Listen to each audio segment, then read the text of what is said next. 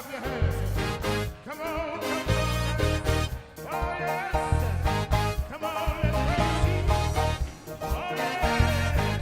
He's been good. Come on. Yeah, oh, yeah. I won't trade nothing for my journey. Well, it's all, Lord, and I won't trade nothing. Oh, yeah. Singing, I won't. Oh, yeah. I won't trade nothing. No. You see, it's all, Lord, and I won't trade nothing for my journey. Listen here, I made up my mind to do God's will.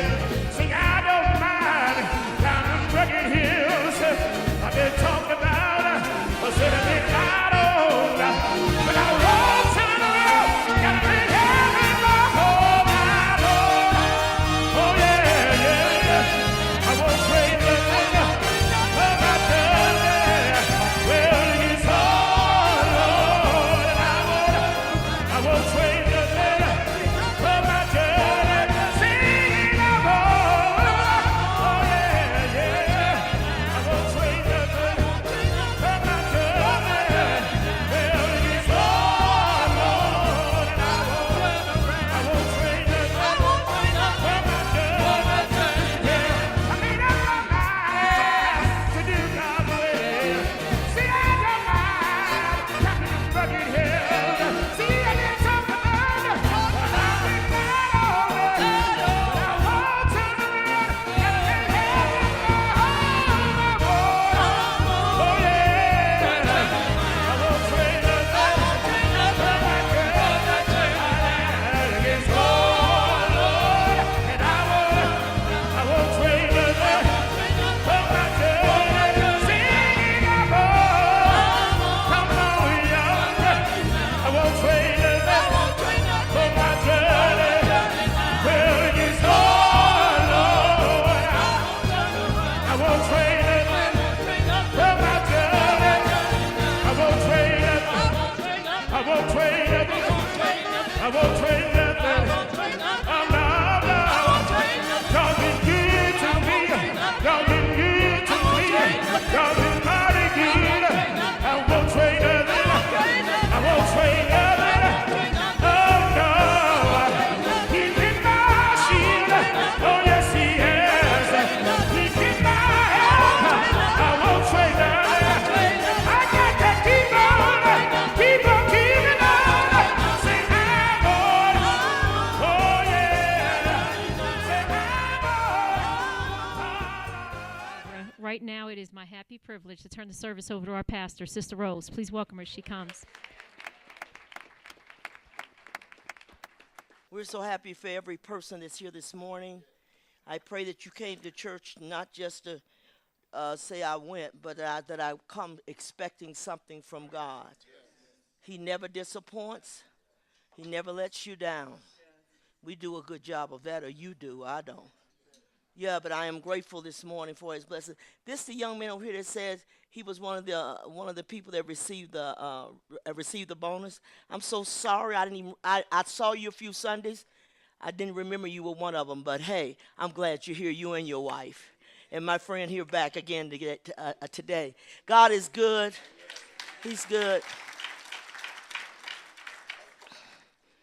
I got up this morning. I got a little thing on my phone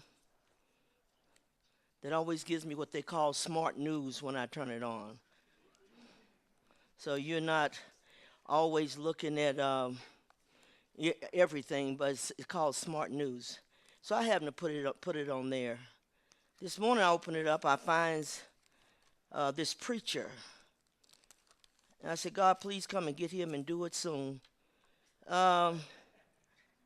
He goes and buys his wife a $200,000 Lamborghini. Is that what it's called? I don't even know what the thing looks like. He lives in a $1.8 million home. He's assisting one of the associate pastors at Joel Osteen. And then he's got the mega church in Carolina. So the news reported that they didn't think this was good, and I agree 100% with them. I think they make it bad for preachers that don't do that. And so he says, you know why he bought his wife a $200,000 car? Well, he had an affair on her.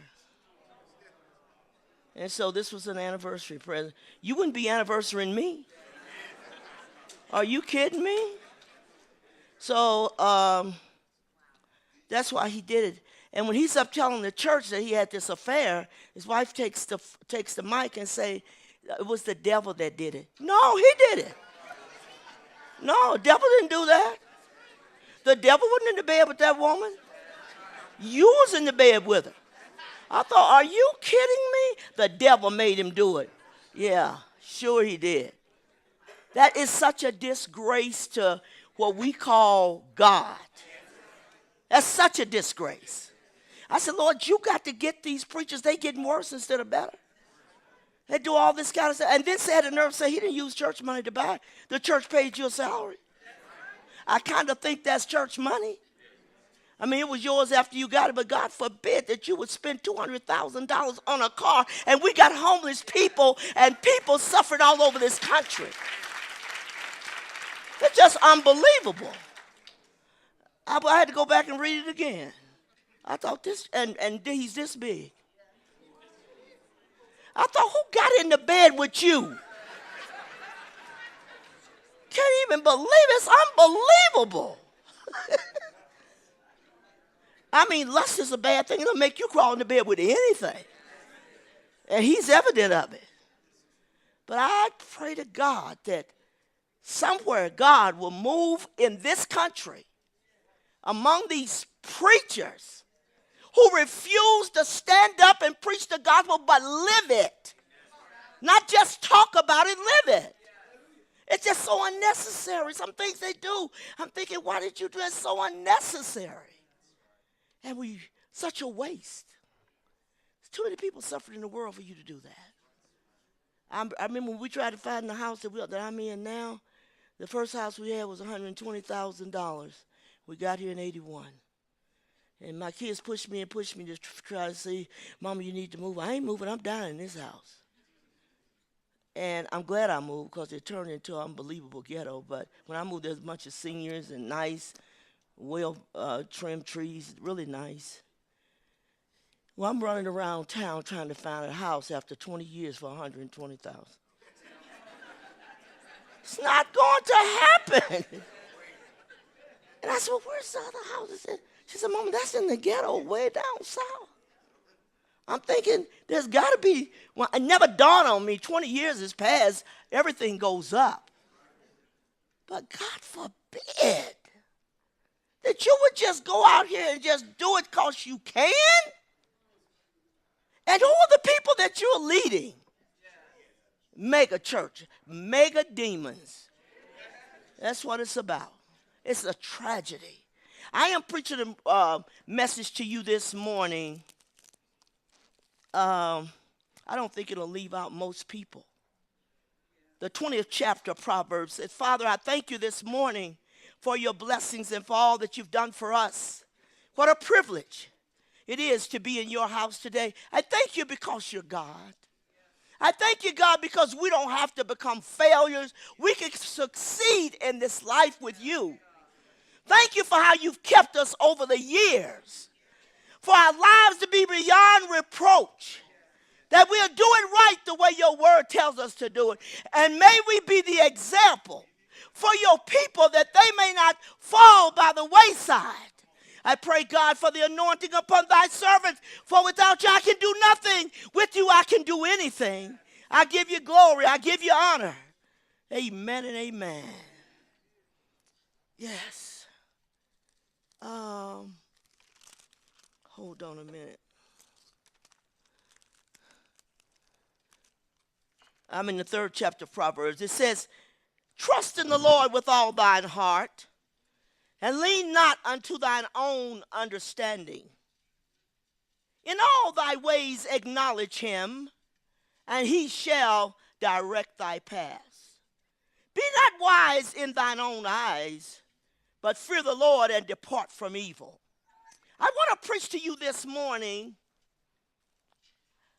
came to this message, I thought, do not man make a miserable time in his own life doing things that he plans to do? Is it not a mess? The average person in this country, if they have not gone to God, they are living a miserable life. Because the world is so complex. It's got so many things going on here. And I can't help but believe the reason when God created us, he knew what he made. He knew that we needed somebody to help us because he didn't put it in you. He didn't put it in you to know how to do it. Because I want you to depend on me. Because you know what? You're going to make some bad decisions. And a lot of things that's going on in people's lives today are decisions they have made. They should have never made. And they're paying the ultimate price for that. But as I looked at that, I thought, why don't we ask God? I think we don't ask him because we don't really want to hear what he's got to say. Because if I was to go to my grandmother to ask for certain things, I already know what her answer is going to be. And so I'm not going to ask him, I'm just going to do it. That's because I don't want to do it right. And this is the situation that exists in the church today. We don't want to do it right. We're so busy out here doing our own thing the way we want to do it, how we want to do it. And then when everything keeps getting in a mess, then we say, well, what went wrong? You did.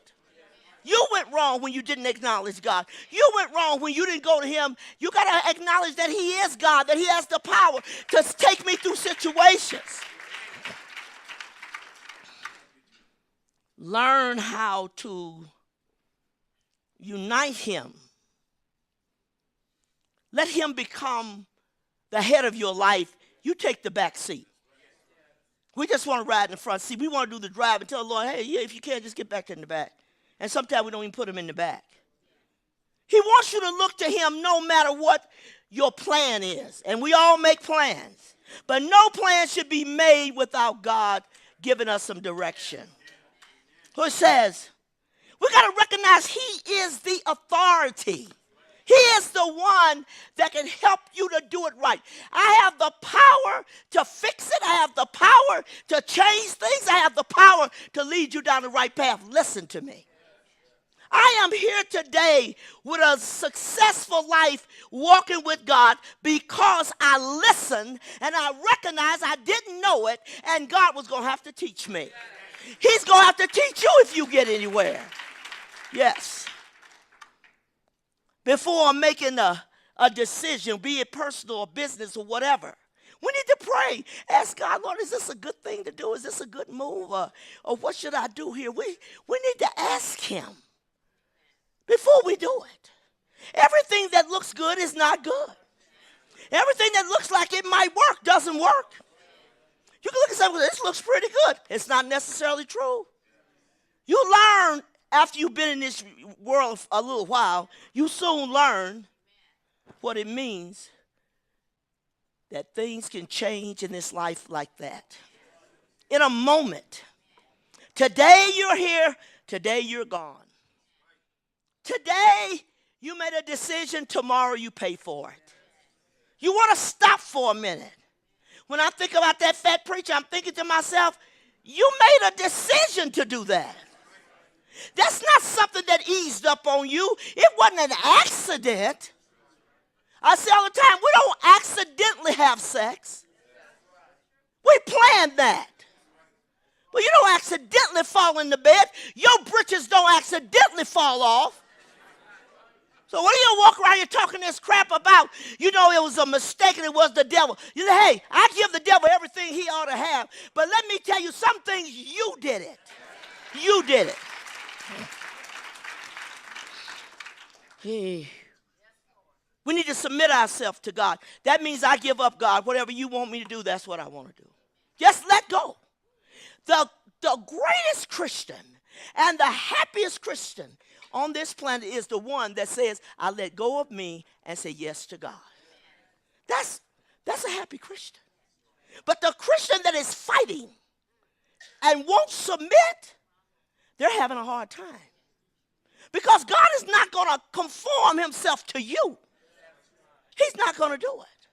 He don't care whether you like it or you don't like it. He made you. He created you. Therefore, he knows what you need and what you don't need. He knows what's good for us and what's not good for us. If you submit yourself and let him guide you, you know what? We're no different from the man that's walking naturally blind with a cane. We can't see. Our eyes are so limited to what we can see. But if you'll let him guide you and direct you what to do, you know what it is like? It's like you get in the car with a blind man and tell him, could you run me down here to King Soopers? You want him to run you to King Super? You're not going to get to King Supers. That's kind of the way you do your life all the time. You're not going to get there. But you just blindly go and do things, and you say, I'm smart enough. I know what I need to do. I'm grown. That right there is going to kill you. I'm grown. I'm grown, Sister Rose. I know what to do. I know how to do it. No, you don't. No, you don't. You would think at some point in your life you would grow up and think, you know, I've learned a few things. I made quite a few mistakes. Let me start listening to somebody and see if I can change this. All the ways of man are clean in his own eyes, but the Lord weigheth his spirit. Commit thy works unto the Lord, and thy thoughts shall be established. God said, I'll make you think right. You won't be over here and over there, but I'm going to show you how your life can be balanced. I was telling the Lord yesterday, thank you for all the things that you've taught me over the years, even to this point, how to balance my life. To continue to balance it. Don't ever get up. You'll never stop learning when you walk with God. God will continue to teach you. Yes. Listen. Man's goings are of the Lord. How can a man then understand his own way? Since God is in control, how do you understand what you're supposed to do? God help us today. We got so many unhappy, sad, depressed people. Their lives is messed up. Paul said, all this have I seen and applied my heart unto every work that is done under the sun. There is a time wherein one man ruleth over another to his own hurt. He said, watch this. Don't let nobody rule your life but God. Nobody. I said the other day, I think I was talking to Lisa, and I said, Lisa, I started laughing. She said, what you laughing about, Mama? I said, you know what? If you want to see a stupid man, I said, he's led by a woman.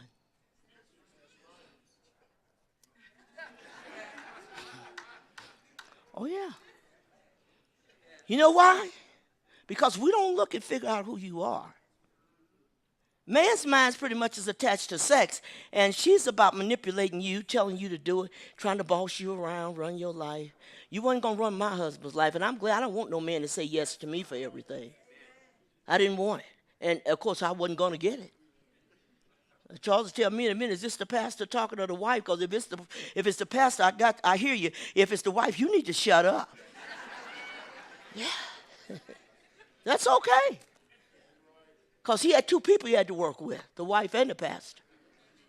But you know what? God is the only person that's supposed to have control. Don't give it to nobody. Man's a fool.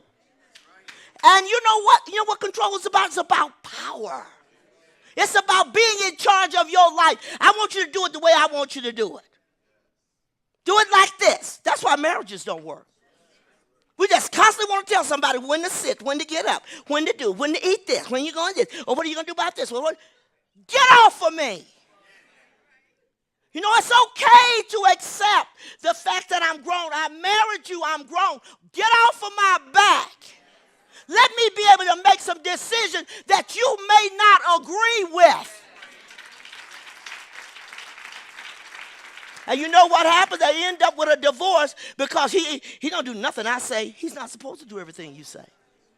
No. You got to be very stupid to let a woman run you around from the beginning of time. And I'm not against women. Hey, I'm one. from the beginning of time, when God put Adam and Eve in the garden, who was stupid? From the beginning of time. God said that don't eat this. Don't do this. Don't do that. That's not good. I give you all of this, but don't bother this. And she goes over there and gets caught up with the devil. And all of a sudden she sees the tree that God says you ain't supposed to eat. And she thinks, wow. And the devil says, he don't want you to have nothing in that tree because it'll make you wise. It'll make you like gods and all this stuff. And so taste you a little piece. And I said, the man is stupid. God gave him the same rule he gave her. He could have said, honey, what are you doing eating that? They want to be the head. You can't function as a head when you got a woman as your head. Something's wrong with women and men don't even think alike. We think totally different. And so she gives it to him, and he sits there and bites into it with his stupid self. And then he's running around the garden naked. He don't even know he's supposed to be naked. God made him put him in the garden. They didn't know. They wouldn't have that knowledge unless they ate of that tree. So when God gets ready to come down to the garden, as he always do every day, he can't find him. He's hid out in the garden, him and Eve, and they're hid out. And God said, Adam. He didn't say Eve. He said, Adam, where are you? God meant for you to be the strong person, except it's a tragedy that we got too many weak men that don't stand up. Honey, stand up, have a backbone. Say, wait a minute, who are you talking to? Some women will leave here today not liking me, but I don't care. The bottom line is quit bossing me. If I asked Charles to do something, you know what he said? Are you asking me, honey, or are you telling me? I said, no, I'm asking you. You good. If I said, no, I'm telling you, you're not getting a thing done telling me. Now, you can ask me. I said, Charles, I ask you, would you please do that? I can take care of that. I would rather have a man a little bit contrary than to be a yes man that bowed to everything you say. This is crap. So now God's looking for him in the garden. He finally comes out, him and Eve. He's been over with some fig trees trying to cover himself. How are you going to cover up with fig trees, the whole body? And God said, where were you? Well, I hid, God, because, I'm naked. He said, who told you was naked? Because you shouldn't know that unless you ate of that tree. Well, God, it's this woman you gave me. It's Eve, Sister Eve did it. God said, but I told you what to do.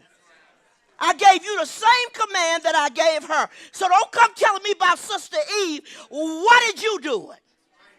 God's not going to accept the fact that you stand in his presence and say, Lord, I didn't mean to go to hell, but my wife didn't want to go to heaven. Really?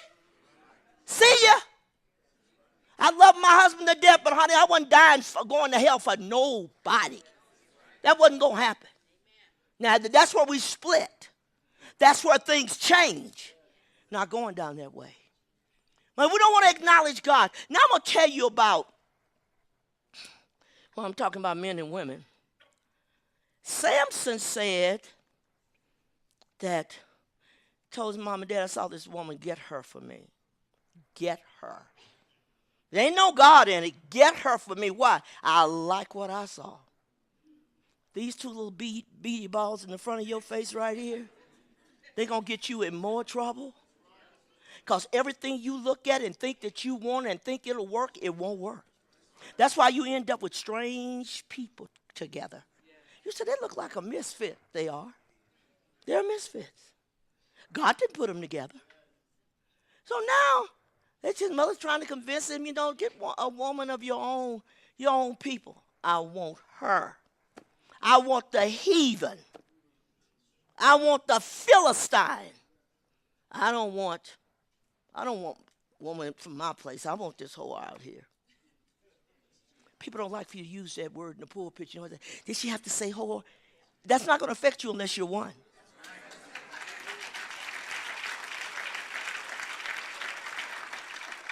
You could come up here and talk about thieves, lying, stealing. That's not going to affect me because I'm neither of those things. But if I am, then you get mad at me. Well, you can get glad if you want to because I'm not going to change it. So he gets Delilah. Anybody that named their kid that should think a few times. Delilah. And then sometimes you got a Delilah and they ain't even got the same name. Then her name ain't Delilah, but she's Delilah. Stop and think. This woman didn't care about him. She manipulated him. And you know what made him extremely stupid? Is the fact every time she woke him up after she made him go to sleep on her knees, be careful where you sleep at. Be careful. She slept on Samson's, on Delilah's lap. One preacher back home years ago said he had the wrong haircut in the wrong barbershop. It's the truth. It's the truth. So there she lulls him to sleep. The Philistines said, if you can find out where his power is, where his strength lies, then we can get him. She wasn't about him, else she would have never fought against him. I said, my husband never gave me a difficult time. He let me be Rose, and I let him be Charles. He want to do it? Okay, babe. I want to do it? Okay, babe. He respected my wants, was not going to just be like his in everything. Wasn't going to happen. Neither his. So this woman, now check this out. She pushed you to sleep. Samson, tell me where your strength lies. And he tells her a lie. And when the Philistines come, and then when he wakes up, said, hey, Samson, the Philistines be upon you. Now, that first time, I should have cut her loose. I should have never had her, but that one time, I should have got rid of you. The Philistines be upon me. You trying to kill me, baby? Yeah, stupo. Yes. So he goes back to sleep. And she does the same thing. Samson, the Philistines be upon you. He wakes up every time he returns to his strength because she never found out where his strength lies. If you let a person find out where your strength lies, they will play you. There's some things you don't share. A minister in this church, I think it's Brother Simmons, was saying of this woman he met years ago before he got saved. And he said, she wanted to know, okay, he had a daughter by his first marriage. And he really wanted another daughter. He really wanted another child because through the process of the divorce, it didn't work out too good. So he didn't have the relationship with his daughter that he liked to have. And she just picked that. Well, he wants a daughter. I'll give him two. Gave him two girls. And she used them girls as pawns in that marriage. When it came to the end that it was not going to work, and he was determined that he was going to go with God, and he was going to do what God wanted him to do, and look like this is not going to work, she comes home and tells him, I think we need to separate. I'm going my way, you go your way. Took the two daughters that she played with him. And I said to him one day, I said, Brother Simmons, I said, you know what you should do? When she thinks she's going to play you with the kids, show no concern. Show no concern. Because as long as you said, I want to see my child, where my kids at? No. If that's the case, I'm backing up. If you think you're going to use the kids to manipulate me, think again. That's not going to happen. It's not going to happen. And women do it all the time. So I'm going to get a kid. I'll hug. Do you know how many? I know men as a whole, but I bet you I can't count the black men. Baby, I can get another one. They're not worried about it. I'm moving on, I don't have them. I can get some more. Charles said that to me one time when I got mad with him about something. And I said, well, I tell you what, you keep acting a fool, you will never see these kids. He said, Rose, I got a few more in me. So don't let you think that's going to be a problem. I got a few more, I'm sure of that. But after 7, I guess so. Yeah. But you know what? We let people control our lives. Let God control you. And say, wait a minute, no. Oh, what did you just say? Does that make me not stay in the place I need to be with God? It's not happening. It's not happening. She eventually cost him his life. The third time, you would think, well, how stupid was that? She done told you how many times that she's setting you up, and the Philistines is upset. And she says, listen to this. She says, the Philistines, this time he's told me his whole heart. You know what she said? How can you say you love me, baby? How can you love me? You've lied to me. Men are stupid. You say, I'll never be back to this church. You'll be all right. And she said, how can you say you love me and these 3 times you keep lying to me? And he's sitting there saying, hey, Delilah, baby, look like you're trying to kill me. I'm trying to kill you. Well, it's the second time you done called the Philistines on me. Baby, I'm just playing with you. She want to know where your strength is. Do not let people know where your strength is. That's what the devil goes after. That's what people go after. This is a touchy point with them. This is a place that they never wanted. This is something they never wanted to happen. And so let that happen. Cause them to fall apart. Cause this to happen. Cause that to happen. No, don't let them know. I'm not going to. Now, if you got a good husband, good wife, they won't play you like that. But the one that ain't no good will play you all day long. And you, as a person, got to say, baby, I'll take my orders from God. What are you talking about? Well, you have to do this. You have to continue to, how much of this spiritual stuff are you on to? It don't include you. Apparently not. But you got to be able to say, I got a call in here. You know, in the scripture, it tells us when we fast as husband and wives, we're supposed to at least tell our husband or wife that we're fasting, because during that period, you're not supposed to have sex. That's what the Bible says. That ain't Sister Rose, the Bible. So they go out there and say, Sister Rose told people, no, I didn't. The Bible says that. Now, I never had a problem with my husband. He wasn't even saved at the time. I said, Charles, I'm going on a fast. He said, honey, whatever God tell you to do, do it. I don't know if many of them left on the planet. And I fasted a lot. Very patient, very understanding, never got in the way, always supported me 100%. Never tried to wear me down, never tried to pull me in over here and over there. Never. He said to me, Rose, I know I'm not saved, but I want you, whatever God tells you to do, do that. And I support you. Never had an argument about it. No misunderstanding, no bickering back and forth. I have none of that stuff. And let me put it to you like this. Since my mind's made up to go to heaven, if he'd have been that kind of fool, that every time I get ready to do something, well, what you doing now?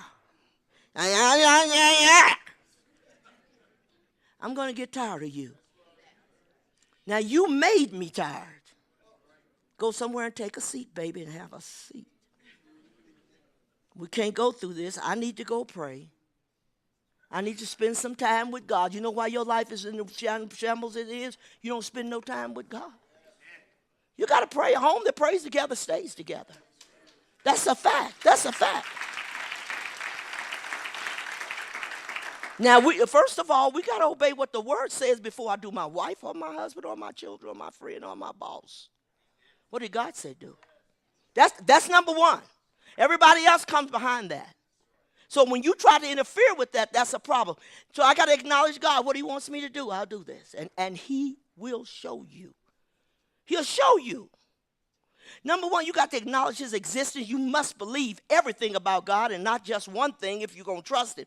Wait a minute. I want to read this. I had Cliff to pull this up for me the other day when I was online. Boy, I'm online a lot here these days. Listen what it says. And it was so much, I didn't want to have to try to write all this. So I told Cliff, Cliff, run this off for me. It says, biblical definition and context of sovereign, okay? There is absolutely nothing that happens in the universe that is outside of God's influence and his authority. As King of Kings, Lord of Lords, God has no limitation. Consider just a few of the claims the Bible makes about God. God is above all things, before all things. He is the Alpha and the Omega, the beginning and the end. He is immortal. He is present everywhere so that everyone can know him. God created all things and holds all things together, both in heaven and on earth, both visible and invisible. God knows all things, past, present, and future. There is no limit to his knowledge, for God knows everything completely before it even happens. God can do all things, accomplish all things. Nothing is too difficult for him. And he orchestrates and determines everything that is going to happen in your life and in my life, in America and throughout the world. Whatever he wants to do in the universe, he does. For nothing is impossible with him. God is in control of all things and rules over all things. He has power and authority over nature, earthly kings, history, angels, demons. Even Satan himself has to ask God permission before he can act.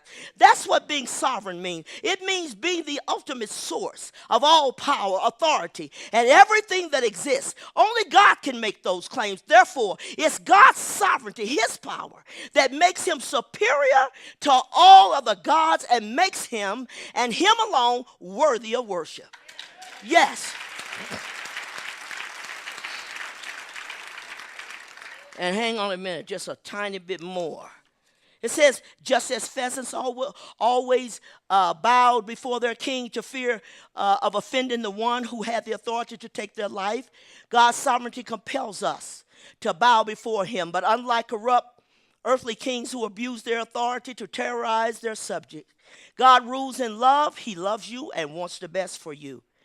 I said, in all things, God wants, he said, all things, I'll let it work together for you good if you love me and called according to my purpose. That as an amazing promise, not only because it demonstrates that on all-powerful God cares about you and me, but because it cannot be fulfilled unless the one who gives it is all-knowing, all-wise, all-powerful, and all-loving. The promise itself is a testimony to God's sovereignty.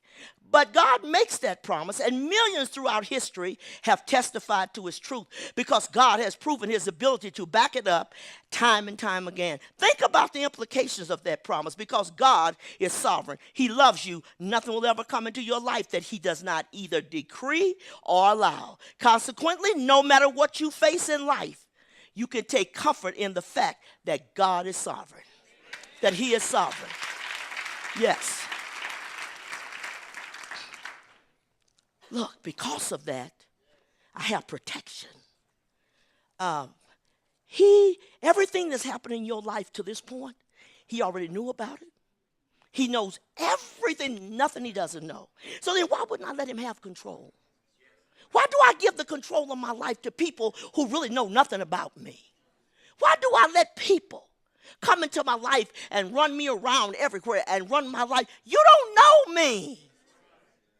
Why would I give you control? Man is fragile at best.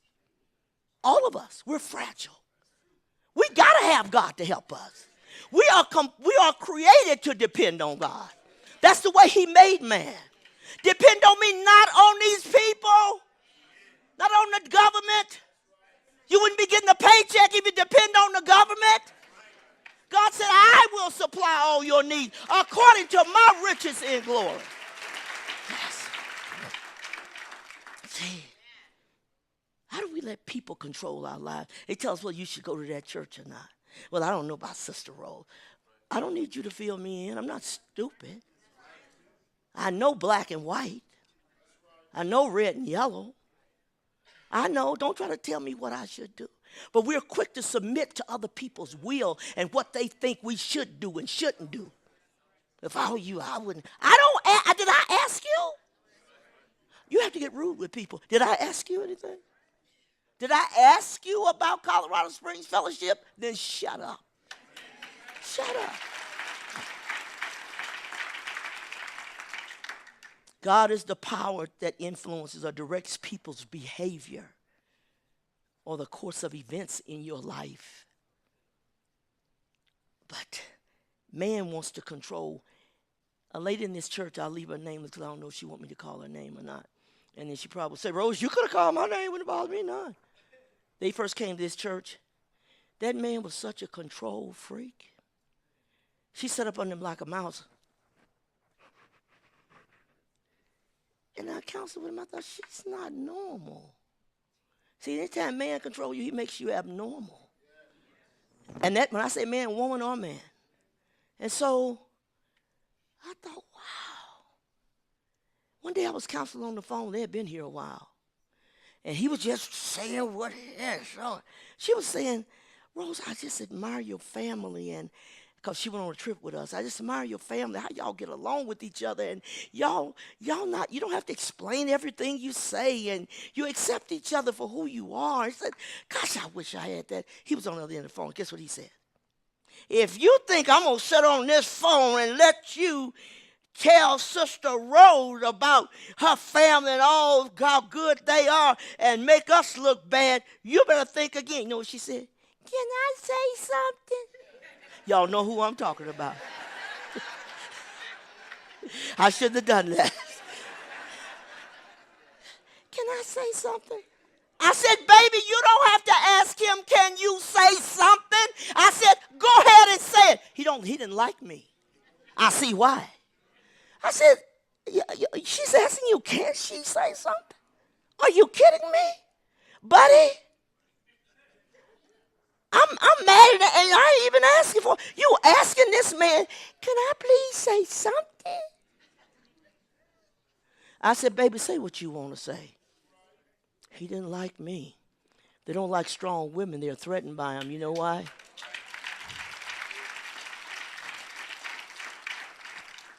But he was a control freak. He wanted to control everything in the church. Everything. We had different musicians leave and whatever. And he said, we don't need anybody else. He can be his own one-man band and play all this. Everything I said I'm getting ready to do, I can do that for you. I can do that for you. I started thinking, why do you want to do everything?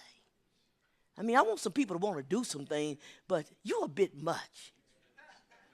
And every time if I call this wife, is it okay if I stay on the phone? I say, if that makes you happy, go ahead. Because I'm going to say what I want to say, whether you're on the phone or not. I don't care. I kept talking to her. My daughter, Juana, befriended her.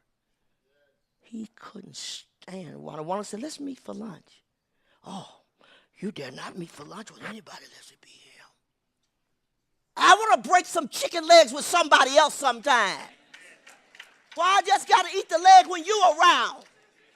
Eat the same beans you eat. I kind of want some peas. You just have to tell people, just because you don't like it, baby, don't mean I'm not supposed to like it. What are you talking about? Yeah, you know, I've never cared for that. Well, I do. You know what you got to do? The minute you recognize that feeling of control, you better nip it in the bud because it ain't going to get better. It's going to get worse. I admire Mike. He keeps coming to this church. His wife got a little rub with me and don't come. He said, I'm going to church. It's about my soul. He getting ready for church. Where are you going to church? That's what I call a man. Yes. He said, Pastor, how you doing today, Pastor? Yes. It's about my soul, Pastor. It's about my soul. I said, you ain't going to answer to God for her. You're going to only answer for you.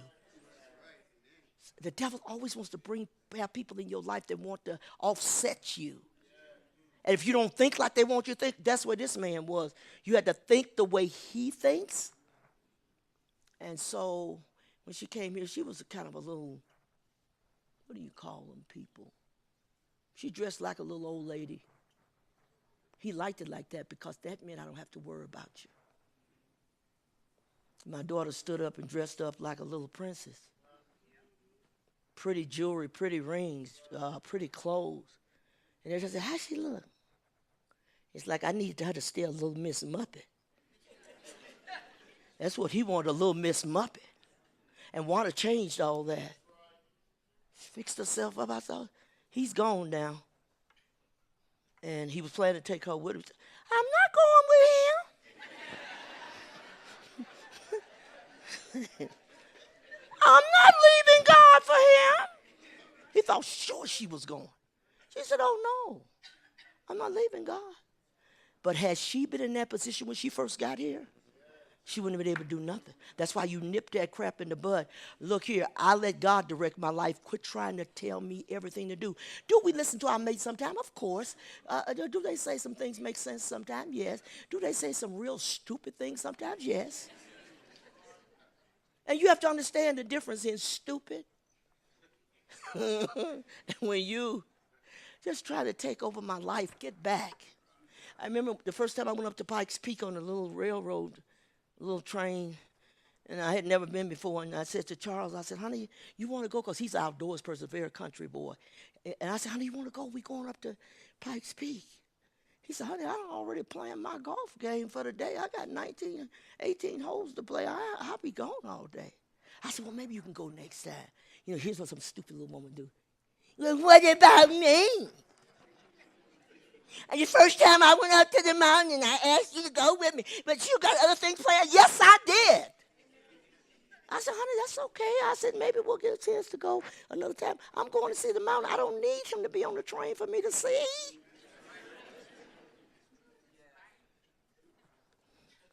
I can't buy a chair in the house unless, we'll have to check with Don. Why, a chair? I see some major things possibly. Charles wouldn't let me do some things, so when he left to go to Vietnam, I thought, I'm getting me a few things. Because I can spend the money now. He ain't here to say, you can't do that, but we can't afford that. We can't do this. I thought, I need a new bedroom suit. Our bedroom suit was tied up with ropes at the headboard and had a nail in the bottom part of it to hold it together. I said, Charles, we ain't making no bills roll. I thought, okay. So I'm going to Vietnam. I said, God, I hate to see you go. I really did. But I'm going to do some damage. But I'm going to do some damage while you gone. Honey, I don't know if he was off the ship then. They was going over on ships. I was down at the store picking me out that bedroom, so I was so excited. I figured he's coming back anyway. I already prayed the Lord going to bring him back. In the meantime, I'm going to get a bedroom suit. My daughter, Wanda, who just passed away not long ago, she was always, Mom, it's okay if I write Daddy a letter? I said, yeah, go ahead. She writes, Daddy, Mama done bought a brand new bedroom suit. Mama done did this and Mama done did that. And so I didn't know she was telling all that stuff.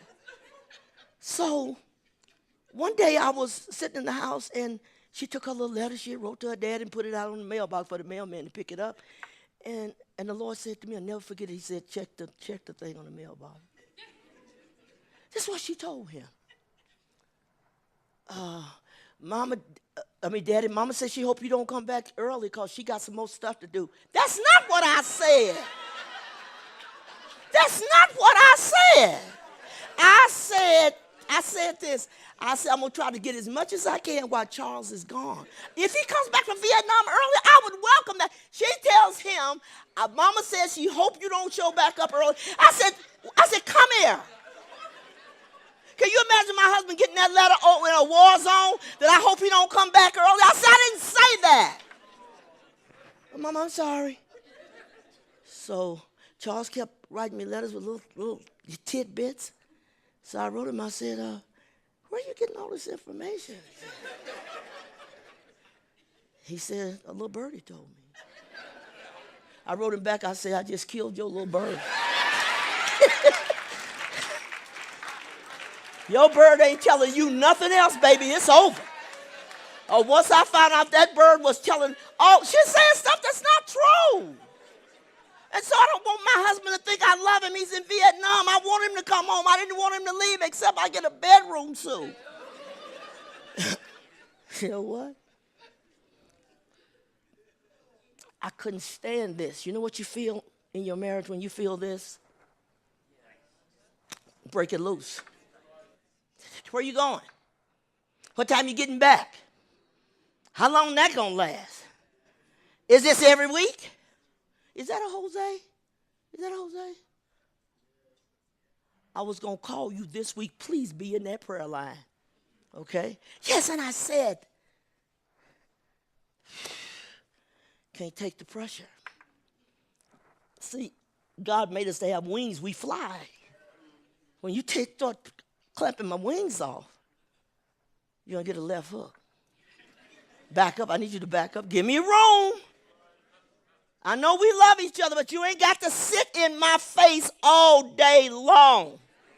My husband, when he got ready to retire, and he went to the retirement meeting to have for retirees and said, now your wife's going to get tired of you sitting around the house all the time. I said, I would never get tired of my husband. He was right.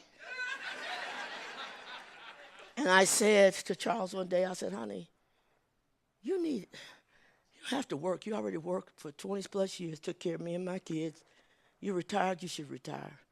But you need a hobby. You need something to do outside of me. That's when he picked up golf. Loved it. Loved it. It was the greatest thing ever happened to me. All day long, 18 holes. Come on, I was glad to see him. And he called me and said, Poof, I'm going by the store. What you want me to cook? He called me Poof. That's my nickname. I'm going to pick up the Poof something to eat. He cooked for me when he get there, put my fish in there, and slide it through the little window. Say, food's up, Rose. And make my salad. And I love that man. But God knows, not every day here. Need a break. I need to breathe. I don't need you to go to the bathroom with me. Can I have a moment? This is about that control. Control freaks are like that. A person who feels an obsessive need to exercise control over themselves and others and to take command of any situation. What about this? What about that? Get off of it. A black woman, she is not going to boss the average black man. There's a few of them out there that's weak as well, water. But there's a few black men, you're not going to push them around. Yeah, baby, I love you and everything, but I need you to back up. She said, where are you going? I don't want to even tell you today. You can get a black man real contrary on everything. I don't want to talk about it. You got to know how to approach him. He loves you. He wants to do things for you, but hey, we had a brother in this church was married to a white woman. He was black, she's white. I counseled with them people 7 years trying to save that marriage to no avail. And every time I got a call, that's what she said. He won't do this, and he won't do this, and I tell him, and he won't do it. And she said, he come in the house. My mother always taught me, you at least say, honey, I'm home. I said, he's black. He doesn't care who you think just came in. It was always something that black men automatically do. And she was still talking about, there's another thing he does. I'll ask him something, he won't even answer. I said, that's black. My door opened upstairs, I'm downstairs. I said, who is that? Who is that? I look at my kids, I said, that's your stupid daddy, because he never says nothing. He come downstairs, I said, honey, why don't you just say, Rose, what difference does it make? I came in the door and they're different. I'm not against black and white getting married, but there's a lot more issues sometimes. It's in our family. My granddaddy, he was British, my mom's dad, and there's some issues because we're different. You may be another color and I may be another color, but at the end of the day, those cultures are going to clash. You got to work your way through them. And you got enough problem working through with that Negro.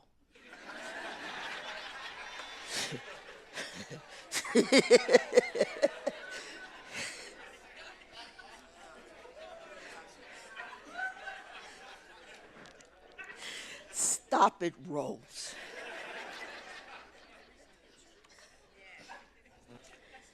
You have to understand that God knows the time. He's got an appointed time for everything that happens in our life, everything. And he knows when to assert his sovereignty in place to control that. You ought to be glad about that. Because he loves us so much, he ain't going to let anything happen to us that's bad. He's there to defend us, but we don't want to let him control it. We rather let that man control me who beat me up last night. Yeah, he always beats me up, but it's because he loves me. Really? Are you mentally retarded? Love is beating me up? No. No. That's not love. I try not to counsel with women that are in situations where at the time the man say, I didn't mean it, honey, that she says, okay. I don't like to counsel them women because, see, I can't handle that. I think that was okay. He come back and said it was okay. If it was possible. And I don't teach people to fight like that. But I'm just putting this in as a hypothetical. He tell you he's sorry, said, get a skillet. Hit him with it and say, I'm sorry.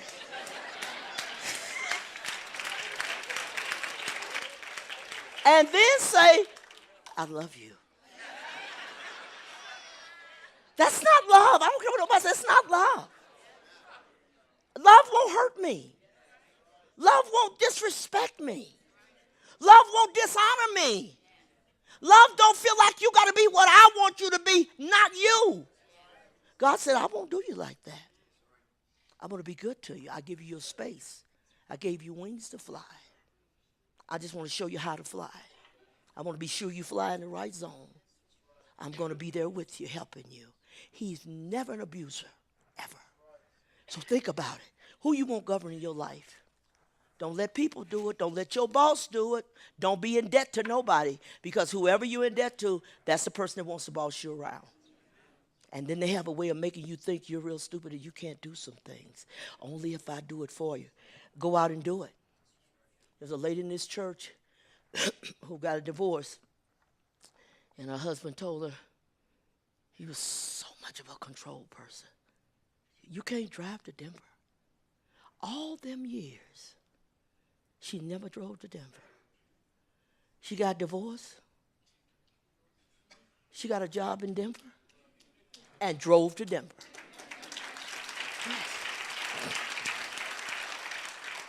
Yes. So, don't tell me what I can't do. Don't tell me I'm limited. I don't hear it.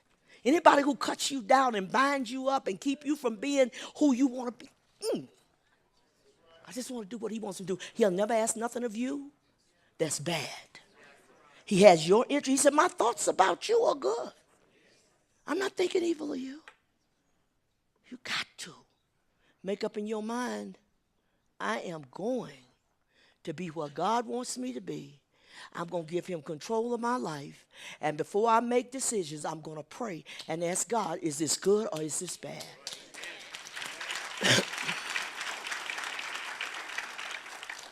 And sometimes the decision may not be bad. It's just the timing. I'm going to preach a message on that. The timing is not right. Wait for the right time to do it. There's nothing wrong with that. But God will tell you what the timing is. One time you'll do something, it don't work. The next time you go back, it works. Why? About timing. So this morning, if you're sitting here, say, Sister Rose, I feel like God was talking directly to me. He is. He's trying to say to you, I love you. I care about you. Take the leech off of your neck that he's got on there or she's got on there. Ain't nothing worse than a man with a leash on. You say, are you stupid? You walk up and say, here's something about 5'2" behind him, or either 6 feet and 300. And either way, it's a problem. And she's carrying him around. I said, what are you doing with a leash around your neck? Well, that's what how John likes things. Really? That's how Janie like I have to stay on the leash. No, not happening. Me and my husband loved each other, was married 34 years, and we always had to be in the same room in the house. Charles had an ugly office downstairs. I had a pretty house everywhere else. Because he don't like fancy, pretty things, and I like the French, I like the white, I like the gold and all that. He don't like that. He'll sit in and say, "Poof, this is pretty." He said, "But you know what I really want? What do you want?" He said, "I want my own little office, with my kind of stuff." And he said, I want to come in my door. I don't have to take off my shoes because it's white carpet." I said, "Okay." I went down to Mr. Slosky this years ago because Mr. Slosky don't have a store no more, but he had very good quality furniture. And I went in, I said, "Mr. Slosky," I said, "where is your furniture that's the ugliest in the store? And the ugliest lamp that you got in here, I need to see it." He said, "What do you mean?" I said, "My husband don't like pretty things. He like ugly stuff." So he had all these certificates from doing different courses in the military, and he had them all on the wall like this. I mean, in a little frame like this. It would look so much nicer if you just put it in one frame and put them all in there and mat it. It looked real nice. I said, "Charles, why don't you?" He said, "Leave my things alone, Rose." I said, all right. I didn't bother him. I went down there and got that ugly stuff, had it moved in, and he came home. I said, "Come here, I got a surprise for you." He come in, I said, "This is your room, honey." "Boy, this is nice, fool. This is nice." He didn't have to like the gold and stuff. Charles didn't even care about a new car as long as it ran. He said, "Boy, I'm not concerned about no big car. Just give me a car to get me back and forth to work, and I'm happy." He was a little man in stature, 5'7". Never really wanted a bunch of big things. We was on vacation one year, and I bought this gold nugget ring, and I said, "Charles," I said, "why don't we get one to match?" So I get in the store, and I said, "Honey, look, this nice." He said, "Roll the number, nothing that big on my hand." I said, "It's not too." He said, "It's too big." So his ring is about that wide. I had to accept that. This is him. I like a big one. But if you don't want to, honey, it's okay. Just a everyday fellow. But you know what? I say that's why our marriage worked, because we respected each other. And I didn't expect him to change to be me. I don't want to marry me. I want to marry somebody that's different, to have some differences, that we can kind of balance with each other. Quit trying to make somebody like you. You don't do anything I say. Say, "Who are you talking to?" You say that to your kids, baby. You got some kids over there. Go over and tell them. I'm not the one. Today, make it up in your life. I'm going to give God control of my life. It ain't going to be my boss. It ain't going to be my friend. It's not going to be my mother. It's not going to be my daddy. I'm giving God control of my life. And you will never regret it. I'm closing on this note. I want you to be prepared to come up and get prayer and ask the Lord to keep you from being a mouse. Stand up and be a man. Isn't this something that just looks really bad when you see a man being led around? There's just something about that picture. Look at him. Come on, I said, "Come on, Johnny." "I'm coming, honey." Don't respect him. He don't deserve respect. That's right. When you think you really know, you don't know. God knows who we are. He said, "I know who man is because I made him. I know how he thinks. I know how he feels. I know what's going on in his head. Everything." Let God teach you about the person that you have a life with. And hope is the one that God gave you and you didn't find. You'd be surprised when people come and say, this is John. Where did you find that piece from? Where did he come from? You can't see that's nothing. He's a nice guy, but he don't work. You have a job? No. If he ain't a nice guy, you got to work. You ain't got a job, baby. No, that's a deal breaker right there. You don't keep jobs. It's more to it than sex. I told my oldest daughter that when she came in, wanted to marry her brother in the church. And Mama, you know, I really like him. His greatest ambition was to become a shade tree mechanic. I thought, do you understand what's going on? I like it, Mama. I thought I'm going to have to have a prayer meeting. Then she was dating him for a short period, which I didn't let last. And she come home and said, Mama, I'll never forget it. She had her hair with this haircut short right here and hanging heavy here. I said, Mama, Carl was telling me to go down to the furniture store. There's a water bed that he saw down there. I stopped. I said, is there going to be a couch or something? What about the living room? We got to get there before we get to the bedroom. He wants you to go look at a water bed. You going to have a table to sit down, eat your meal? Are you stupid? And at first I kept trying to push the thing. She wants to do it so bad. I just looked at her one day. I told one, I said, I'm sorry. I'm just going to have to hurt her. I said, Niecy, you're not marrying him. You're not marrying him. It's not happening. His greatest ambition is to be a shade tree mechanic. You're not going to be happy with that. You say, well, my husband's one. I'm not talking about yours. I'm talking about this one. Yes. If you want to be married to a shade tree mechanic, that's your pleasure. That's your decision. I'm not against it. I was against it for her.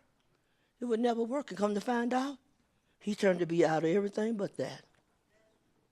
Worst thing could happen. Something about mothers, and especially ones that say that God lets you see, that's not good. Musicians, come on.